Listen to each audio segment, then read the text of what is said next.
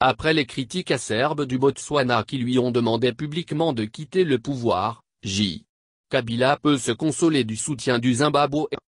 Pour sa première visite d'État à l'étranger, 2 jours durant, mardi 27 et mercredi 28, le tout nouveau président zimbabwéen a réservé cet honneur à la RDC.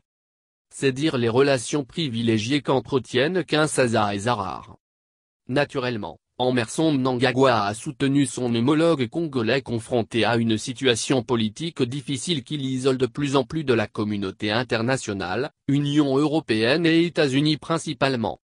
Dans le communiqué conjoint qui a sanctionné la fin de cette visite, le président zimbabwéen a salué les efforts du gouvernement RD congolais et de la Commission électorale nationale indépendante à propos du processus électoral pour son aboutissement dans un climat apaisé. Néanmoins, le crocodile, surnom du président zimbabwéen, a exhorté Joseph Kabila à poursuivre sa collaboration avec la SADC sur le processus électoral, qu'il souhaite irréversible.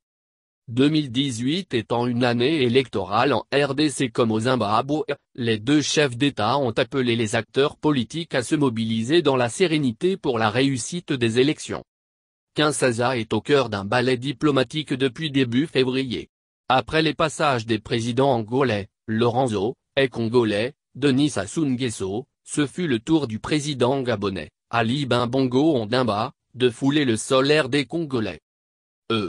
Mnangagwa est le 4e président africain à se rendre en RDC.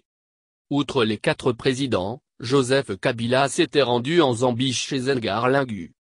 Que cache cette intense activité diplomatique? On ne le sait pas encore. Mais est-il que la communauté internationale attache une grande importance à la stabilité de la RDC?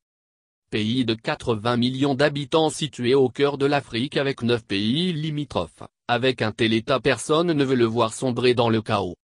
Les conséquences humanitaires, sécuritaires et économiques sont immenses.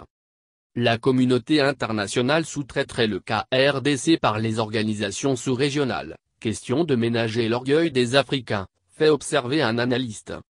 Quitte à mettre la pression elle-même si jamais les sous-traiteurs n'arrivent pas à faire entendre raison à Joseph Kabila, c'est-à-dire à favoriser cette année au plus tard une alternance pacifique du pouvoir en RDC, conclut-il.